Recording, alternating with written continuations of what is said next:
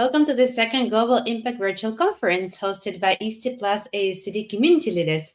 I'm Olga Kasarina, one of the EST Plus ASCD Community Leaders and a member of the Global team. We have an incredible lineup of speakers today, and this session's presenters are one of them as well.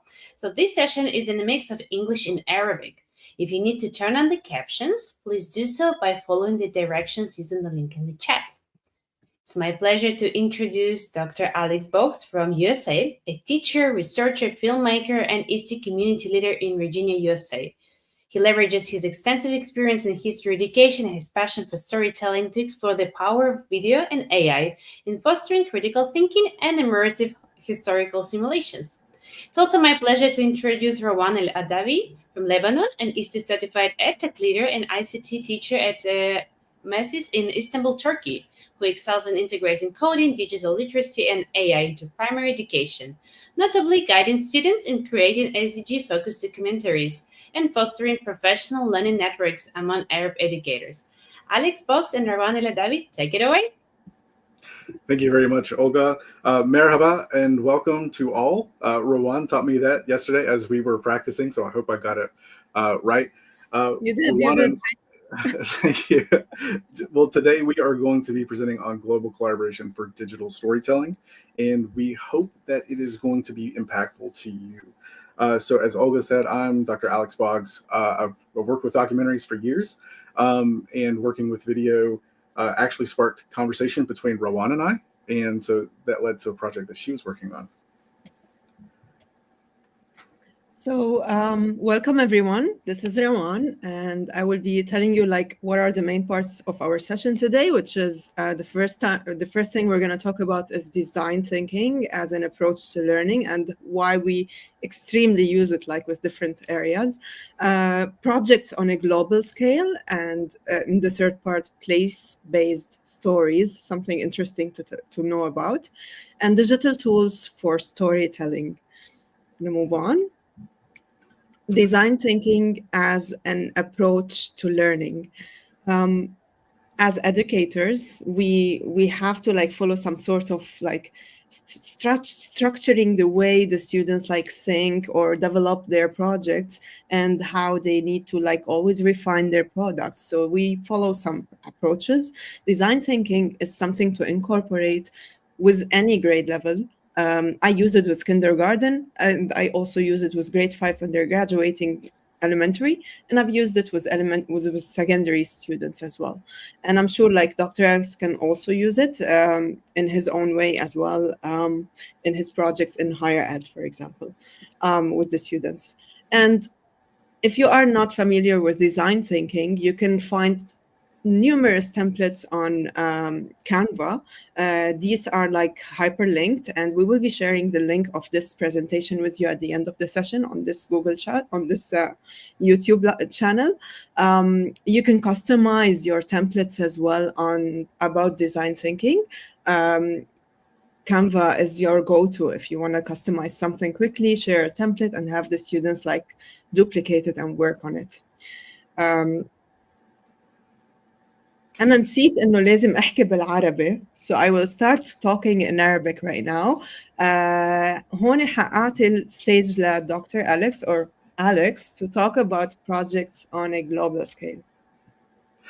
So a lot of what our conversations have hinged on have been expanding collaboration across borders, and our first conversation was really based in this, that we wanted to collaborate on how we were producing videos and how Rawan was producing videos with her students, and what kind of expertise that I could offer there. But a lot of my background actually comes from history. So I teach European history predominantly, and this was really my first foray into how to develop kind of a global mindset from my perspective.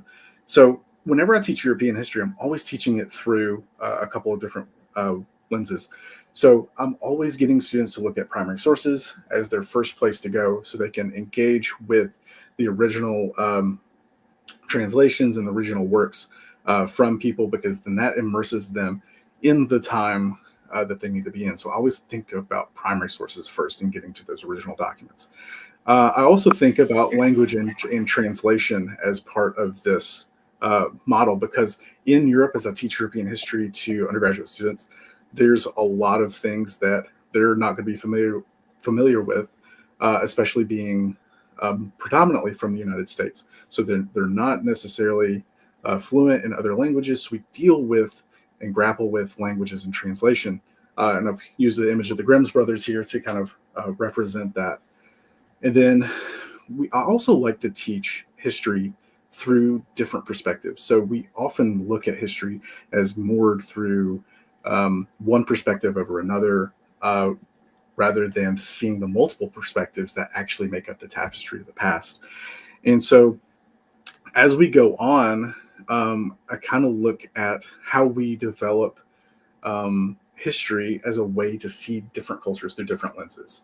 And through that, I like to talk about how trying to recapture the original essence of histories and all of these things that actually take place within this broader scope. And really video gives us the means to which to tell some of these stories in a way that's kind of outside of just textbooks and letters and all of these things, and make it to a visual place. So I've got an interesting little form on our next slide that is a sample of something that I've worked with some of my students to get them to go through primary sources a little bit more carefully, look at them a little bit more clearly, and change their perspective on what they're learning.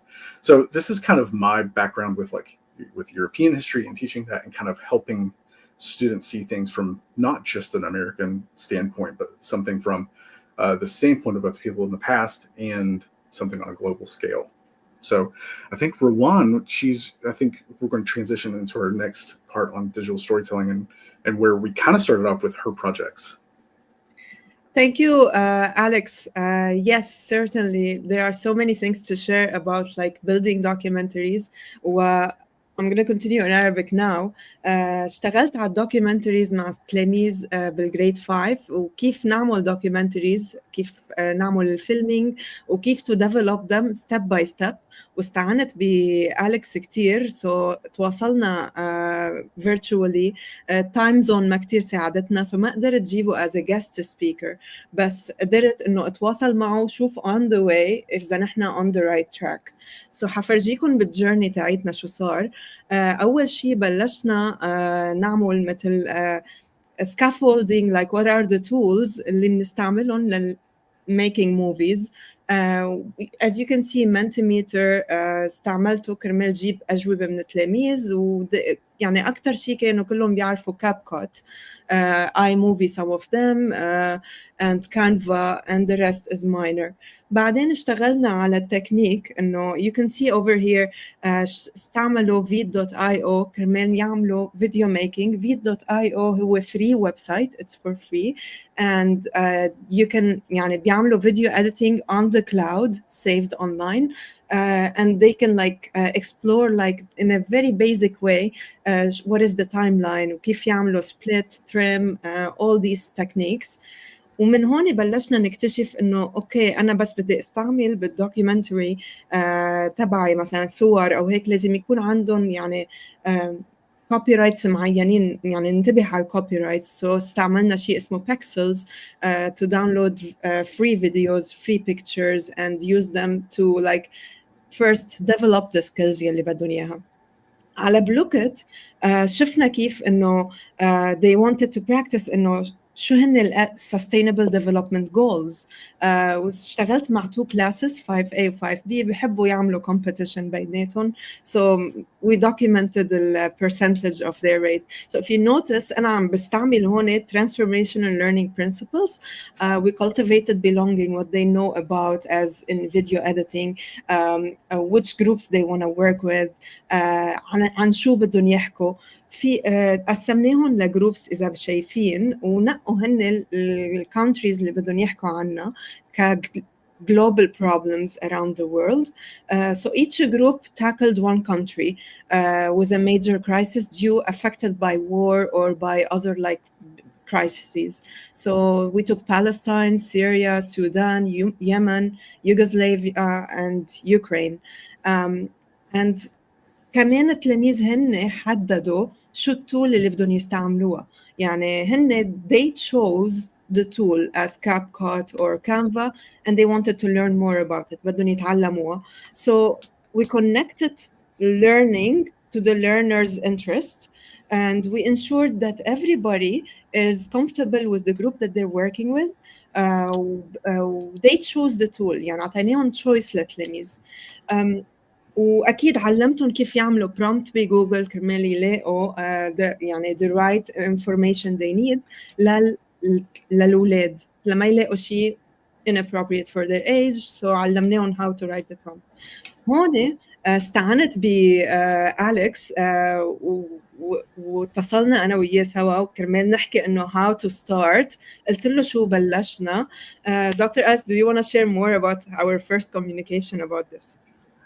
Yeah, when we first talked, you were kind of in the pre-production phase, and I think this was kind of the first time that we put some of these words into the context of what you're doing, because you're really framing the students into what they're doing. You're getting them to get involved and express something that they are interested in to then do the rest of their project. And then we got into a few other things we'll talk about, I guess, in a slide or two, with copyright and kind of the production quality, and you alluded to some of those things too, of working on the timeline and all of those things. But yeah, it was a good conversation. Thank you. Yes. And the next thing we did here, I started guiding the students further. يعني بلشت هون بدي أشوف شو هن عندهم curiosity أكتر. So if you notice كمان I'm incorporating transformational learning principles, sparking their curiosity, developing expertise of how فينا نعمل documentary, كيف to plan it, عملوا research and documenting بجوجل دوكس, استعملوا template على Canva to plan their documentary, شو بدهم exactly to target, what is the sustainable development goal يلي هن بدهم يعملوا connection معه ليعملوا documentary, وكمان فتشوا على resources on YouTube of videos, documentary videos that show these cases, because eventually بدهم to incorporate whole information وكمان to film themselves talking about these issues to raise awareness. وهون كمان again وأنا إنه كان عنا questions يعني إنه قد إيه لازم أنا آخد من يوتيوب فيديو إذا أنا عم بعمل documentary, كان لازم آخد أكتر من 30 ثانية or أقل. So how many seconds should I incorporate in my documentary? When does it count as plagiarism? إمتى فيي أنا أحمي حالي ما أوقع بplagiarism؟ هون كمان عملنا research, شفنا فيديوز, أخذنا tips online من quizzes, وآخر شيء كمان again cross-checking with Alex to see more about copyrights. Do you want to share like some tips, Alex, or anything you want to add here when we cross-checked? Yeah, so generally we kind of talked about fair use as kind of like my metric for teaching students. And I think for most cases for the students that we're working with, they're not really going to make a lot of money from it. So it's really good to kind of follow fair use as a guideline, which is really kind of more in the United States, but kind of is a good metric for looking at it worldwide. So as long as you're not taking it and just ripping it for your own good or making money from it in that way, and you're using it in small chunks to kind of prove a point, kind of develop an argument, that's kind of how we couched that conversation with fair use. There's a lot more to fair use, but I don't think we're going to get into that now. But I think that was useful for your students to kind of see, if I just use little clips, then we're going to stay on this safe side and you're able to get their voice too. Exactly. وفعلا هيك صار, استعملنا 30 seconds والباقي كان هن their words, they used their own words, عملوا their own scenario و they filmed themselves. هيدا اللي صار. Eventually طلعوا ب 6 videos. We shared them مع grade 5 community, مع teachers, مع parents. We posted them for them. وبعدين هون الحلو إنه الانquiry did not stop here. أخذنا بmaking conclusions عملنا مثل جوجل فورم they self-evaluated عملوا مثل تقييم للشغل تبعهم إنه نحن شو ناقص هيدا الفيديو they rated عملوا rating للفيديوز وعلى التكنيكس وعلى what is missing وهيدول خلونا نحط مثل personal goals for each group شو لازم to focus on شو الاشياء اللي لازم نركز عنها for our future documentary videos. So هون we kind of empowered the students, we prioritized يعني their experience and we built on these challenges how to improve them and we made sure إنه هن they take action. Eventually اللي صار إنه استعملنا all of our skills لنعمل documentary ما فيي ألعبه. I cannot play the video now because it has their like pictures for copyrights. But they made a 10 minutes video. We played it in front of the wider community يلي هو ال high school students. بدي أقول لكم شغلة. We are an international school وعنا up to 400 تلميذ 400 kids and we are all different nationalities. مدرستي أكثر من 53 nationality فيها. More than 53 nationality in our school. So playing this video in front of multinational students is a big thing. It's a big change and to inspire a wider community from different countries. يعني تنعمل inspiration. وهون حننتقل على this slide where Alex can talk more about the higher ed. So along the way of all of our conversations, we realized we were really doing the same thing. I just kind of gave different words to the process that Rawan was already doing. And I kind of wanted to start backwards and then go forwards. The debrief and form that she sent out with her students is probably one of the most important parts of this whole process. That you get that information, you get what kind of in the film industry is known as like a post-mortem. It's also known in the medical industry as that, but that's they kind of co-opted that term. But you understand what's going on after the fact, that what worked well, what didn't work well, and how you can improve going forward. And so then when we talk about documentary film, I always kind of divide it into the three sections of pre-production, production, and post-production. I'm not going to get terribly into the weeds on any of this, but when I guide my students in documentary film through this, we engage in pre-production. We're looking at what's our research question, how are we framing this question, what are we interested in, where are we located, what's going on, what's kind of the plot that we're going for, what resources do we need, all of these things. And really, because I'm teaching history as well, I'm getting them to frame an argument through this video. The production phase is a lot shorter than what people would initially think, because this is the spot, if you've done the first part correctly, you're really just showing up to location, filming your things, or collecting any videos or anything else that you need. And then that phase is pretty much done. And then you enter into post-production, which is where you're putting everything together.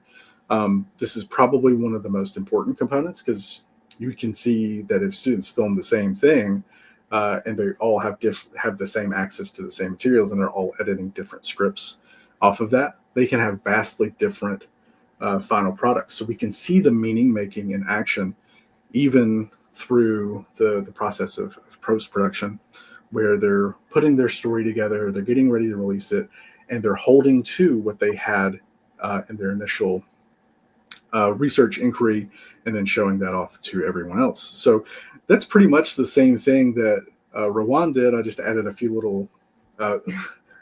different words to it, and added the history component. So we're doing the same thing. It's a fascinating process. I want to say that your guidance along the way helped me know that I am doing the right thing with the kids, and because it was my first experience with them. كانت أول experience لإلي وأليكس helped me ساعدني كتير إنه أعرف حالي عم بشتغل صح وإنه عم بعمل plagiarism or لا. والحلو إنه الأولاد تعلموا skills نحن ما عملناها قبل. So thank you, Alex, for your guidance. Absolutely. And then we kind of transition into place-based stories, which is a fascinating topic that we can that really is good for documentaries, especially the ones that I work with, because it's all really about where my students are, because they're all kind of in different locations, and so we have a lot of different things that we have in store for the place-based aspect of this. Thank you, Alex. حبلش أنا أحكي عن my experience with Flip. I know Flip is migrated now into Microsoft and it doesn't exist anymore. But I'm going to show experience that I had with 3 different countries. أحكي بالعربي now. Intercultural collaboration. Collaboration between Lebanon, India, and Germany. This was مع grade 2 students. بلشنا عم بيكتشفوا cultures and what are cultures and they're inquiring into this. And again, نحن PYP school, IB program, and we follow the inquiry cycle. So inquiring into cultures, identity, what represents me as a Lebanese or as a German or as an Indian, and how do we say hi, how do we greet each other, so many things. استعملنا flip for making conversations. صارت مثل collaboration مع 3 educators. We had 47 members within this. كان عنا 29 exchange of 29 فيديو 5 messages some of them على هيدا التوبيك بس في عنا أكتر يعني في عنا 54 فيديو على say hello. So huge exchange of videos between students from 3 different countries. اللي عم تشوفوا هو pictures of students from Beirut, Frankfurt and Delhi, and you can see outfit كيف هو انه they are showing how they greet وعم بيحكوا عن الكالتشر تاعيتهم. Here يعني we kind of like connected with the ST standard collaborator 2.4C. We collaborated on tools to expand the students' experience. We made it authentic for them. So we're kind of hitting on many ST standards here and many things in the transformational learning principles. الحلو بهالشيء that the students not only posted videos, but they reviewed each other's videos وكتبوا comments on each other's videos. So you can see the number of comments that they left for each other. So صار مثل collaboration, they're watching each other videos, they're commenting on them, they're only grade 2 students. It was an amazing collaboration for them to learn about cultures. وهون هانتقل عند Alex to talk more about such place-based filming. So, yes. So, all of the documentaries that my students produce are really based in where they are. So, I kind of chose a few different pictures here to base kind of the general projects. So, we've got battlefields, we've got bridges, and then we got families as kind of the key focus points for most of my students. So they find places that are local to them, that they're interested in, they think that are significant to them, and they tell the story of that place, but they place it within this broader context of what's going on nationally or what's going on in the world around. So I call this, and this is kind of generally known in history, as going from the general to the particular, or vice versa, from the particular to the general. So you take a very local and small story and you expand it out and give it context in the general, or you take a very broad story and then you look at one very specific aspect of it. And a lot of times history, you go back and forth with this. And so we see with our students that place or home or location becomes very significant. So I've had students do stories about coal country in the Appalachian Mountains. I've had students do videos about their family leaving Japan and Okinawa to go to the United States and telling that story through their very personal lens, but also connecting that to a broader history. And so we see that place becomes not just a place or an aspect to set a film, but it becomes a place to make an argument. It becomes a platform to frame the whole story and to practice history in a different way. And for a lot of students, it makes them feel connected to what they're presenting because it is where they're from or something that is significant to them. So I think next we talk about how you do a lot of this stuff that we've talked about. We say, okay, we've had all these great projects. We've alluded to some of the tools, but how do you do it? What are the means to doing it?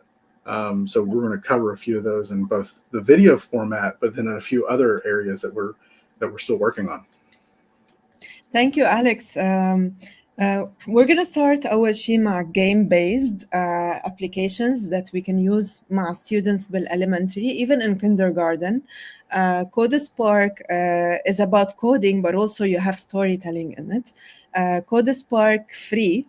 You can use it online, create تعملوا educator account وتزيدوا students عليها. You connect their devices through a code. وفي شيء اسمه storytelling there. اللي بيصير انه التلاميذ فيهم يحددوا الكاركترز الباك جراوند وثرو coding skills. So you're teaching them coding skills. عم تعلمون coding بس at the same time عم نعمل animation, عم نعمل storytelling, because they can record, they can make the characters يروحوا left, right, يحكوا مع بعض, ياكلوا بعض, ينطوا على بعض, I don't know. And الحلو في different scenes, فينا نعمل different scenes over here, and they make their own stories. So CodeSpark is really recommended for kindergarten, للgrade 1 وللgrade 2 students. أنا بستعمله مع هدول الأعمار يلي هن kindergarten و lower elementary. بالupper elementary عم نحكي grade 3 4 5 وحتى استعملت سكراتش أنا مع grade 7 8 و 9 students in another school. So Scratch is an amazing tool لتعلموا التلاميذ كيف يعملوا conversation و at the same time عم تعلمون critical thinking skills. عم بيعملوا logical reasoning, how to make a sequence order of steps, يعملوا conversation they're developing analytical thinking about how to fix their code وكيف يعملوه in the right order, how to make it more interesting, كيف يعملوا animation. So هيدول game based applications we used مع students be lower upper elementary or even middle school, for example. Now we move on to Alex. Yes. So this is something that I've been trying to work on for the last few years, and I'm still working on developing products for these, or something for the students to use, both in kind of a tabletop role-playing game or like an interactive means. So some parts of that are simulation. Some parts of these are kind of like interactive storytelling, like Dungeons and Dragons, if y'all are familiar with that, or tabletop role-playing games, kind of the general term for that, where the students are coming up with the story as they're going along, but you have to have a lot of structure. You have to have a lot of things in place to say, oh, okay, well, if they make this decision, they're going to go this way, and then integrating all of these storytelling aspects to really kind of bring it into history so that students can interact with history and interact with the decisions of the past and the decisions that people had to make in a different way. So this is something that I'm working on. These are kind of the tools that I'm using, specifically Twine. And then the other one is just access to a copy of a planning guide if you were wanting to do this for yourself. Thank you, Alex. وكمان a great way we talk about like digital storytelling, which is storyboards. نستعمل storyboards مع students. Again, فينا نبلش ب small part يلي هو using Puppet Pals too, or Puppet Pals. This is a really nice application بنستعملها على الiPads, and it's used by kindergarten, grade 1 and grade 2 students. So this is for lower elementary and kindergarteners. because لأنه ما عندهم typing skills كتير high, so بيستعملوا their oral speech, and they can develop a sequence of stories in it. So this is one tool. Storyboard that is really amazing. I've been using it, استعملتها for like more than 10 years now. كتير حلوة وبستعملها مع grade 3 4 5 وحتى مع upper grade levels. مرة استعملتها بteacher training. In a teacher training أعطيتهم storyboard that to make a storyboard about something. It could be an exit ticket for something. It helps them develop their storytelling and those skills, and at the same time design skills as well. We're going to move on to higher education now with Alex. Yeah, so these are actually a couple of examples that I use with my documentary film students. So we get them to plan out their storyboards. So it's just kind of the linear thinking of how they want their stories to look.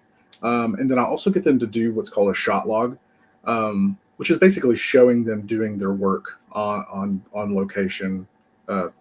Typically you'd say on set, but most of the time for our documentaries, it's on location. So they can track what they've done. They can take a picture of where they're at and say, okay, this is going to be this shot. I'm going to try to use it this way.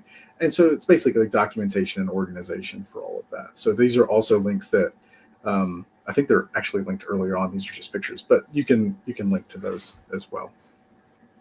I want to pause a little bit and say, Alex, that it was fascinating that when we were talking about these titles like storyboards or game-based, how like my simplified tools are really aligned with what you do, but on a more like let's say higher level app, you know.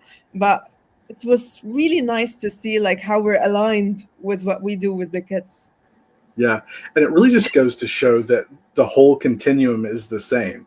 They're doing the same things no matter what, and you can kind of just engage them at anywhere in the process. Yes, thank you, Alex. Next, video editing for upper elementary. So شفتوا عنا بالدوكيومنتريز، شفتوا استعملنا فيد، حكينا عن iMovie, CapCut, Canva and Clips. All of these tools they teach the students. هلا Canva ما فيها كتير timeline، ما بتفرجيك كتير like the progression of a timeline like others, but they all have common things. يلي هن trim، عندهم split، عندهم transitions, captions, music and templates. For elementary levels, this is what we need. Like these are the main skills يلي نحن بدنا نعلمهم لل-elementary students in video editing as technical skills of like editing movies. And then higher ed or maybe more advanced classes in secondary, for example, Alex? Yeah, they're basically doing the same thing. So they need to use trim and cut tools just the same way. But then I get them to think in terms of A roll, B roll, what kind of iterative, what phase in the iterative process they're in. So you have assembly cuts, you have rough cuts, and you have final cuts, which, just different phases of organization of ideas. The assembly cut's a very rough, very, very rough cut. You've got all your stuff on the timeline that you want in a storyboard, and then you get all of your final cut, which is very, very polished. And so we both listed different tools that we use. So Rawan had a few that they could be nonlinear editors, but I've listed a few that are actually specifically nonlinear editors that you're lining things up on a timeline, cutting, trimming. You have multiple layers that you can stack things over top of each other. So A-roll, B-roll, things like that. So Rush, Premiere, DaVinci, and WeVideo are a few examples of those. Thank you, Alex. Amazing stuff. Thank you guys for attending our session. And if you want to connect with us, you can find us on LinkedIn with these handlings, with these handles. And I think you have them on the website too. If you have any questions, please, نحن ناطرين the chat. Tell us, we're here.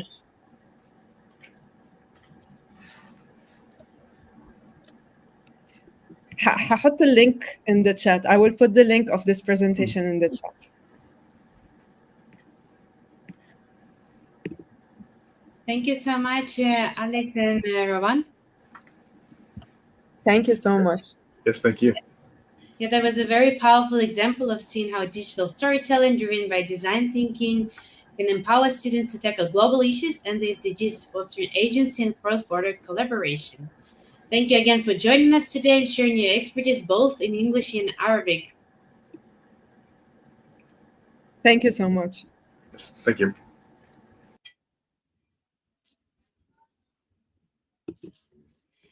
This year, we wanted to add practical ways for educators to implement a global impact in their classrooms. We asked people to record quick videos with tips for doing just that. Now, let's learn how to get started implementing global impact from Marcela Danowski to learn about sparkling creativity with SDGs. Hello, everybody.